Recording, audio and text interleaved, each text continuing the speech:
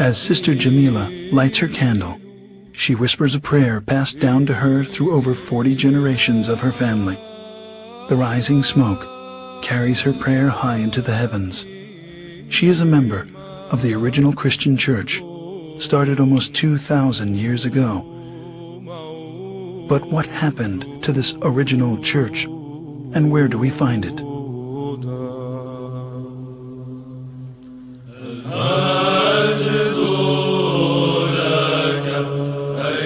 At that time, those believers in Jesus Christ joined together with the apostles, establishing the first organized church community in the city of Antioch. It is there in Antioch that they were first called Christians, as stated in Acts 11:25.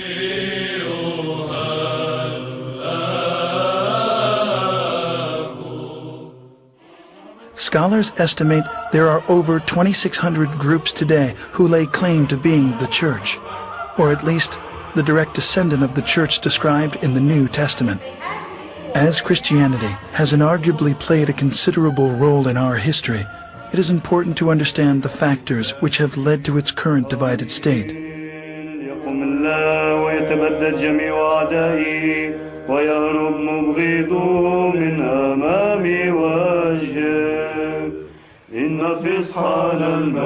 With the birth of the Church of Jesus Christ at Pentecost, the apostles made many missionary journeys.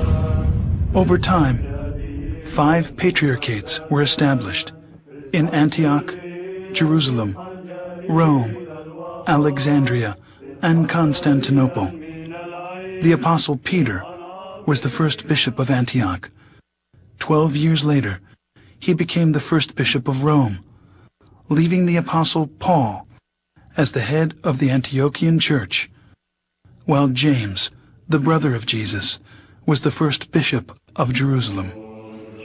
Even though they were in full communion with one another, disputes arose over the adherence to the Old Testament law.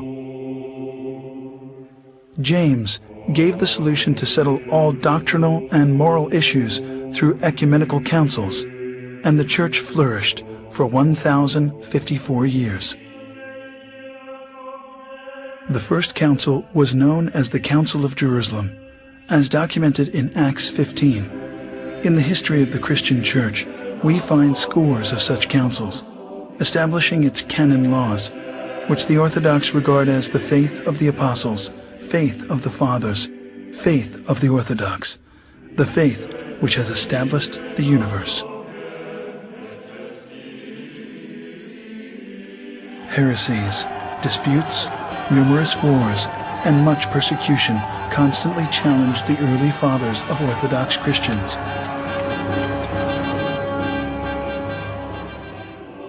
But because the church was unified, it continued to survive. At the Ecumenical Council in 325 at Nicaea, the bishops decided they needed a creed. After much prayer and some 90 years, what's known today as the Nicene Creed was finally written.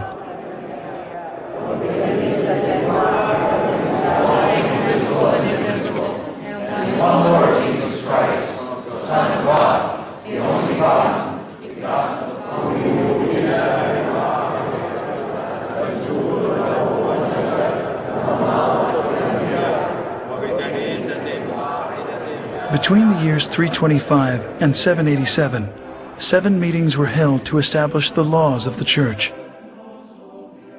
These became known as the 7 Ecumenical Councils.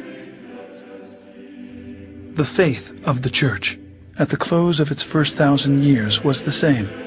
The doctrine, the creed, the government were all recognized as one everywhere. This one church was the Orthodox Church, which has weathered many attacks. This cohesion, however, was soon to end. As the first millennium was drawing to a close, tensions began to mount between the Western Church, Rome, and the 4 Eastern churches.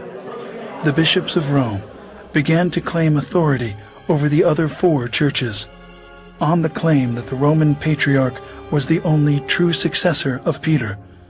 2 giant issues emerged. First, Rome's declaration of the Pope's supremacy, and second, that the wording of the 700-year-old creed be changed. As disunity led to conflict, a cardinal was sent by the Roman bishop to slap a document on the altar of the church in Constantinople during a Sunday worship, excommunicating the Patriarch of Constantinople from the church.